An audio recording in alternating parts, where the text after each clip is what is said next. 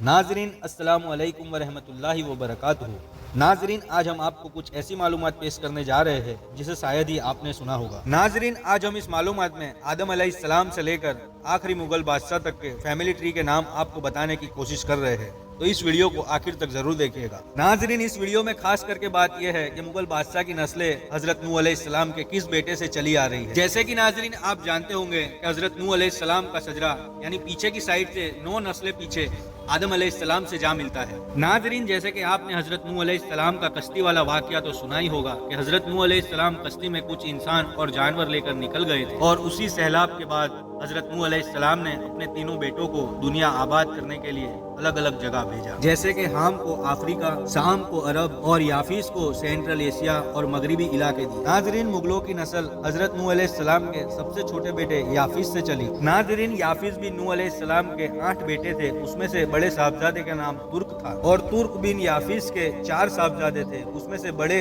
साहबजादे का नाम तूतक था और इन्हीं से मुगलों की नस्ल आज चली आ रही है। नाजरीन तूतक से 3 नस्लें आगे जाए तो अलीजा खान नाम आता है जो तुर्कों, मंगोलों और तातारियों का जद्दो अमजद माना जाता है और इन्हीं के 2 बेटे जुड़वा थे जो मंगोल और तातार के नाम से जाने जाते हैं। और इसमें मंगोल की बात की जाए तो सेंट्रल एशिया, हिंद, चाइना और सेंट्रल एशिया में कई कबीलों का जद्दो अमजद माना जाता है और तातार की नस्ल ज्यादातर नस्लें मौजूदा कजाकिस्तान के इलाकों में पाई जाती है। और अलीजा खान की वफात के बाद इन दोनों बेटों में रियासतें बांट दी गई और इसी के बाद सेंट्रल एशिया में 2 बड़े कबीले मंगोल और तातार वजूद में आए और इसमें मंगोल की औलाद की बात की जाए तो उसके 4 बेटे थे और मुगल खानदान का सजरा मंगोल के तीसरे बेटे काराहान से चलता है। नाजरीन सजरे का आगाज अल्लाह की वहदानियत पे यकीन रखने वालों से हुआ था, लेकिन काराहान तक पहुँच के ये लोग अल्लाह की वहदानियत को भूल चुके थे और इसी दिनों में काराहान के यहाँ एक बच्चा पैदा हुआ जिसका नाम ओगोस खान रखा गया। और लेजेंड्स के मुताबिक ओगोस खान ने अपने भरी जवानी में एक बड़े से जानवर यानी ड्रैगन को अकेले ही मार गिराया था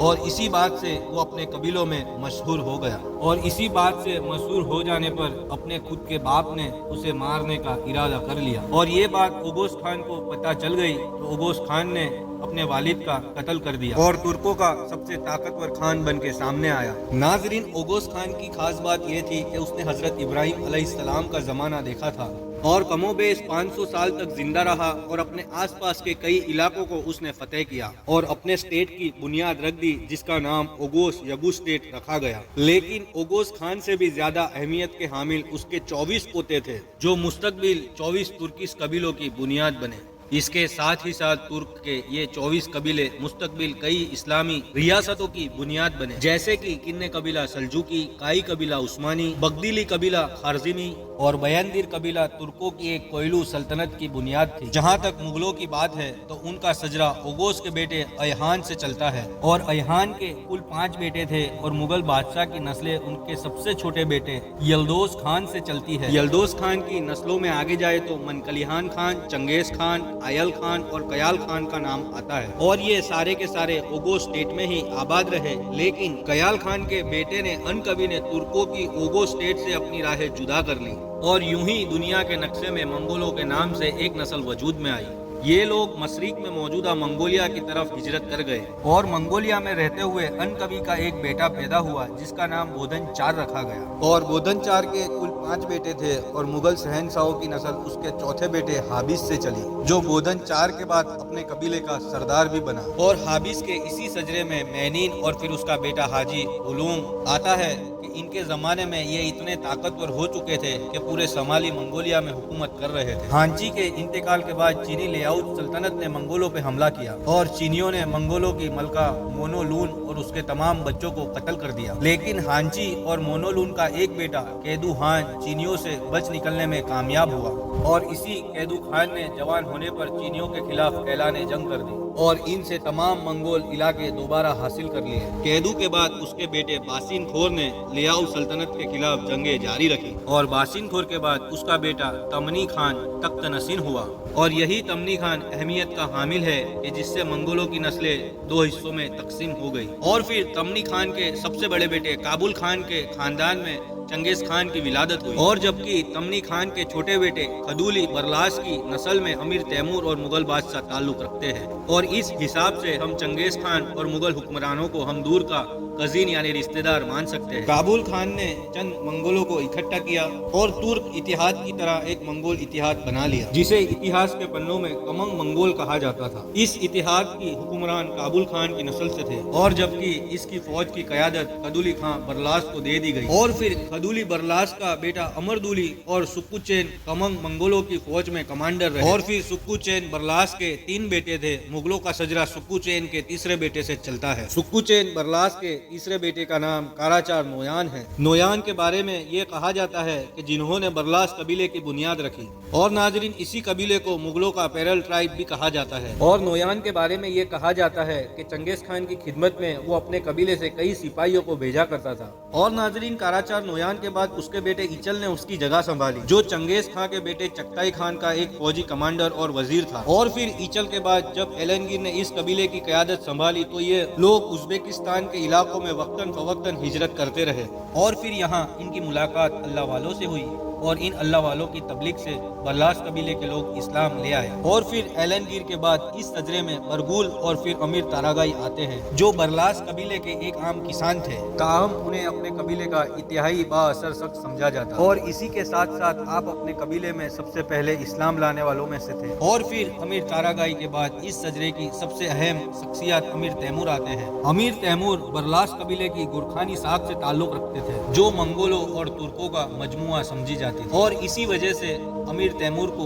तुर्क मंगोल भी कहा जाता है। अमीर तैमूर की फुतुहात की बात की जाए तो उसने उन तमाम इलाकों पर कब्जा करना अपना हक समझा जो चंगेज खान की सल्तनत में शामिल थे। और अमीर तैमूर के मकाम अदब की बात की जाए तो एक वाकया बड़ा ही मशहूर है। वाकया कुछ इस तरह है। इमाम रब्बानी मुजद्दिद अल-फ़सानी अपनी किताब में लिखते हैं कि अमीर तैमूर बुखारा में जा रहे थे, बाजार में गर्दो गुबार उड़ रहा था। तो अमीर तैमूर ने पूछा कि किस चीज का गर्दो गुबार उड़ रहा है, और किसी ने कहा कि हजरत इमाम बाहुद्दीन नक्शबंदी की दरगाह से चटाई झटकी जा रही है, उसी का गर्दो गुबार उड़ रहा है। और ये सुनकर उस धूल को यानी गर्दो गुबार को अमीर तैमूर अपनी नाक से अपने दिमाग तक ले जाने लगा। तो इमाम रब्बानी मुजद्दिद अल-फ़सानी फरमाते हैं, इस अदब की वजह से जिस वक्त तैमूर इस दुनिया से गया, गर्दो गुबार फकीर की चटाइयों का उनका अदब करके ईमान भी साथ में ले गया। ये सिर्फ मकाम अदब है। और एक ऐसा ही वाकया है कि तैमूर लंग के बचपन के दोस्त ने तैमूर लंग को ख्वाब में रसूल अल्लाह के कदमों में बैठा हुआ देखा और उसने ये पूछा कि ए दुश्मन खुदा, तुझे ये रसूल अल्लाह के कदमों में बैठने का शर्फ किस तरह हासिल हुआ। इससे पहले तैमूर लंग कुछ कहते, रसूल अल्लाह ने फरमाया कि ये कैसा भी था लेकिन ये मेरी अहले बैत से बड़ी मोहब्बत करता था। नाजरीन तैमूर की औलाद की बात की जाए तो उसके 4 बेटे और 6 बेटियां थी। और मुगल बादशाह का सजरा उसके बेटे मीरान शाह मिर्जा से चलता है, जो तैमूरी सल्तनत का एक ताकतवर इलाकाई गवर्नर और एक ऊंचा फौजी कमांडर था। और फिर मीरान शाह के बाद इस सजरे में मोहम्मद मिर्जा और फिर अबू सईद मिर्जा आते हैं, जिसे तैमूरी सल्तनत का 5वां हुक्मरान भी माना जाता है। और उनकी वफात के बाद तैमूरी सल्तनत उनके 4 बेटों में तकसीम हो गई। उनके बच्चों में सबसे अहम उनके छोटे बेटे उमर शेख मिर्जा दोयम थे और उन्हीं के हिस्से में फरगाना का इलाका आया। और आप ही फरगाना के गवर्नर और मुगल सल्तनत के बानी और ज़हीरुद्दीन बाबर के वालिद थे। और बाबर सन 1483 में मौजूदा उज़्बेकिस्तान में पैदा हुए और 1494 में अपने वालिद के इंतकाल के बाद महज 13 साल की उम्र में ही आप उज़्बेकिस्तान के गवर्नर बन गए। लेकिन छोटी सी उम्र होने की वजह से बाबर को बहुत सी बगावतों का सामना करना पड़ा और बहुत जल्द इन्हें तख्त से हटा दिया गया। और क्योंकि बाबर की रगों में एक जंगजू तुर्क मंगोल खून गर्दिश कर रहा था, तो वो सुकून से बैठने वाला न था, तो उसने अपनी तवज्जो बरसगीर में दिल्ली सल्तनत की तरफ की। और बाबर ने सन 1526 में उस्मानी सुल्तान सुलेमान से बारूद और 24 तोपों की शक्ल में अपने जंजुओं के साथ बड़े सगीर में दिल्ली पर हमला किया। और उस वक्त दिल्ली में इब्राहिम लोदी की हुकूमत थी और उस वक्त इब्राहिम लोदी के पास बारूद न था, वो अपने हाथियों के ऊपर नशार कर रहा था। तो बाबर ने बहुत ही आसानी से इब्राहिम की एक अजीम फौज को शिकस्त दे दी और यूं दिल्ली फतेह करके मुगल सल्तनत की बुनियाद रखी। लेकिन इस सल्तनत पे महज 4 साल हुकूमत करने के बाद 1530 में बाबर का इंतकाल हो गया और बाबर की वसीयत के मुताबिक उसे काबुल में दफन किया गया। और फिर बाबर का जानशीन उसका बेटा हुमायूं बना। और इसी दौर में मुगल सल्तनत तकरीबन 10 लाख स्क्वायर किलोमीटर तक फैल चुकी थी। और हुमायूं के तख्त नसील होने पर शेर शाह सूरी ने कई मुगलों के इलाकों पर कंट्रोल हासिल कर लिया और हुमायूं ने भी कुछ ही अरसे में इन सारे इलाकों पर वापस कंट्रोल हासिल कर लिया। اور شیرشاہ سوری کے خلاف ہمایوں کو عثمانی سلطان کی مکمل مدد حاصل تھی، اور سن 1556 میں ہمایوں کے انتقال کے بعد اس کا بیٹا جلال الدین محمد اکبر تخت نشین ہوا اور محض 14 سال کی عمر میں اگلا شہنشاہ بنا۔ لیکن مغلوں کے سارے فیصلے مغل فوج کے ایک جنرل بہرام خان کے مشورے پہ نثار کیا کرتے، اور یہی بہرام خان نے مغل سلطنت کو مضبوط اور وسیع کرنے میں بہت ہی اہم کردار ادا کیا ہے۔ اور اتہاس کے پنوں میں یوں آتا ہے کہ اکبر نے ایک ہندو لڑکی جس کا نام جودھا بائی تھا اس سے شادی بھی کی، لیکن بڑے اتہاس کاروں کا ماننا ہے کہ تاریخ میں ایسی کوئی جودھا بائی نہیں تھی۔ اتہاس میں اکبر کی ایک رانی کا نام ہرکا بائی تھا،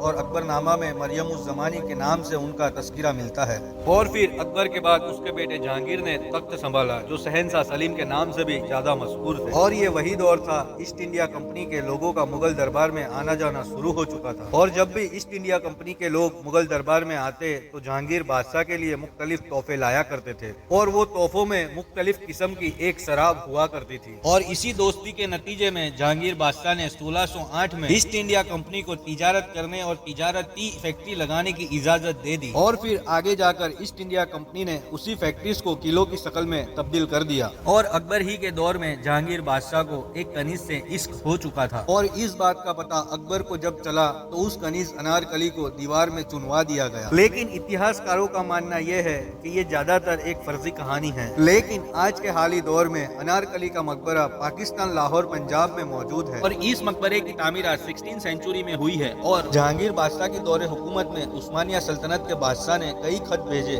لیکن ایسٹ انڈیا کمپنی کے ہوتے ہوئے جہانگیر بادشاہ نے اس خطوں پر کوئی دھیان نہ دیا، اور پھر جہانگیر کے انتقال کے بعد اس کا بیٹا شیر یار مرزا تخت نشین ہوا۔ جہانگیر کے دوسرے بیٹے شاہجہاں نے اسے معزول کر دیا اور خود تخت پہ بیٹھ گیا، لیکن شاہجہاں کا یہ دور مغل فن تعمیر کا سنہری دور مانا جاتا ہے، اور اسی بادشاہ نے اپنی دور حکومت میں بہت سی یادگار تعمیراتیں بنوائی، جیسے کہ تاج محل جو ساری دنیا میں مشہور ہے۔ اور انہی کے دور حکومت کے خزانے کی بات کی جائے تو ان کے پاس مختلف قسم کے قیمتی پتھر اور خاص طور پر کوہ نور ہیرا موجود تھا۔ اور اسی بادشاہ شاہجہاں کے دور میں عثمانیہ سلطان مراد غور کے ساتھ تعلقات اچھے کرنے کی کوشش کی، اور 1638 میں عثمانیہ سلطنت میں اپنی پہلی ایمبیسی کھولنے میں کامیاب ہو گیا، اور 1657 میں شاہجہاں بادشاہ شدید بیمار ہو گئے، جس سے اس کے چاروں بیٹوں میں تخت کے لیے خانہ جنگی شروع ہو گئی، اور اسی خانہ جنگی میں ان کا تیسرا بیٹا حضرت اورنگزیب عالمگیر رحمت اللہ تعالی علیہ فتیاب ہو گئے، اور آپ مغل سلطنت کے 7ویں شہنشاہ بنے۔ اور خاص کر کے بات یہ ہے کہ حضرت اورنگزیب عالمگیر رحمت اللہ تعالی علیہ کے دور میں برے صغیر کا جی ڈی پی پوری دنیا کا 22% تھا، اور اس کا ایریا تقریباً 40 لاکھ اسکوائر کلومیٹر تک پھیل چکا تھا، اور یہ سلطنت دنیا کی سب سے بڑی معیشت اور مینوفیکچرنگ پاور بن چکی تھی۔ ناظرین، حضرت اورنگزیب عالمگیر رحمت اللہ تعالی علیہ کو مغل سلطنت کا آخری مؤثر حکمران مانا جاتا ہے،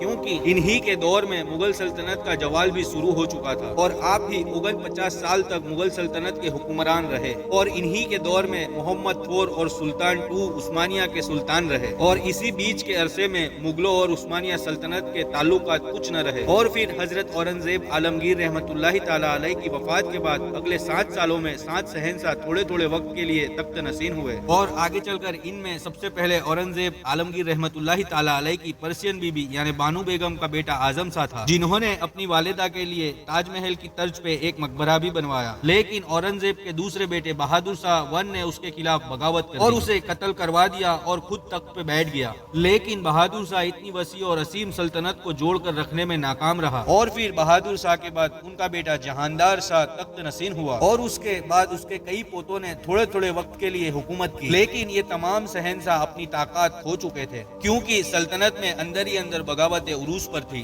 اور کئی ریاستیں خود مختار بھی ہو چکی تھی، جیسے کہ اس دور میں دکن کے پورے صوبے نے اپنی خود مختاری کا اعلان کر دیا۔ چنانچہ ہم محمد شاہ کے دور میں آتے ہیں کہ جب حالات قدر حال بہتر تھے، لیکن ان کی دور حکومت میں ایسٹ انڈیا کمپنی نے پوری مغل سلطنت میں اپنے پنجے گاڑ لیے تھے، اور پورے برے صغیر میں قلعوں کا ایک جال بنا لیا تھا جہاں سے وہ آپریٹ کیا کرتے تھے، اور اس کے علاوہ ہندو مراٹھا ایمپائر نے بھی سلطنت کے کئی حصوں پر کنٹرول حاصل کر لیا تھا، اور پھر محمد شاہ کے بعد اس کا بیٹا احمد شاہ اور پھر اس کے کئی رشتہ دار کزین بھائی تخت نشین ہوئے، لیکن کوئی شہنشاہ بھی حالات پر قابو نہ پا سکا، اور پھر 1757 میں عالمگیر II کے دور میں پلاسی کا یدھ ہوا، جس میں بنگال کے نواب سراج الدولہ کو ایسٹ انڈیا کمپنی نے شکست دے کر بنگال پر قبضہ کر لیا، اور یہ بڑے صغیر پر برٹش راج کا ایک آغاز تھا، اور شاہ عالم II کے دور حکومت میں मुगल शहंशाह सिर्फ नाम के शहंशाह रह चुके थे और सल्तनत के काफी जगहों पर ईस्ट इंडिया कंपनी और मराठा एम्पायरों का कब्जा हो चुका था। और फिर अकबर दोयम के दौर में ईस्ट इंडिया कंपनी ने ताकतवर मराठा सल्तनत को भी शिकस्त दे दी और बड़े सगीर की सबसे ताकतवर कुव्वत बन के सामने आई। और इसी हालात दौर में अंग्रेजों ने बड़े सगीर का टैक्स इकट्ठा करना भी शुरू कर दिया था, जिस वजह से 1857 में बहादुर शाह जफर के दौर में अंग्रेजों के खिलाफ बगावत हो गई।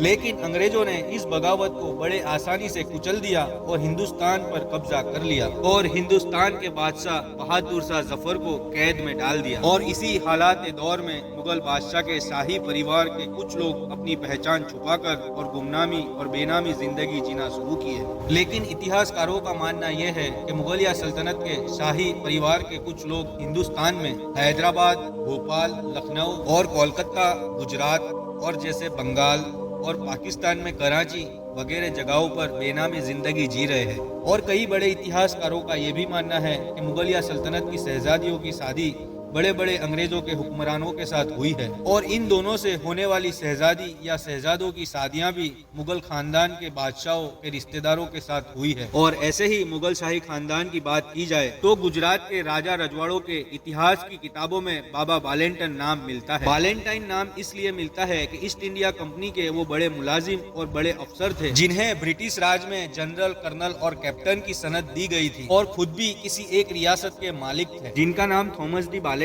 था। और 1700 की शुरुआती दौर में इनका निकाह किसी मुगल साहबजादी मेहरुन्निसा के साथ हुआ था और इन दोनों के निकाह के बाद इन्हें एक साहबजादी हुई जिसका नाम ज़ैबुन्निसा रखा गया। उनका निकाह बहादुर शाह फर्स्ट के बेटे जानदार शाह और जानदार शाह के पोते मिर्जा फाजिल अली बेग और उनके बेटे मिर्जा मोहम्मद अली बेग के साथ किया गया। नाजरीन, आज भी यानी बेनामी ही सही मुगल सल्तनत के खानदान के चश्मो चिराग आज भी जल रहे हैं। और नाजरीन, मुगल खानदान की बहुत सी किताबें हैं, बाबरनामा, अकबरनामा, तुजू के जहांगीरी, ऐसी वगैरह कई किताबें हैं और मुगल खानदान की हिस्ट्री काफी लंबी है। हमने आपको मुख्तसर सी मालूमात पेश की है। हमें कमेंट करके जरूर बताइएगा कि आपको ये मालूमात कैसी लगी। अस्सलामु अलैकुम व रहमतुल्लाहि व बरकातुहू।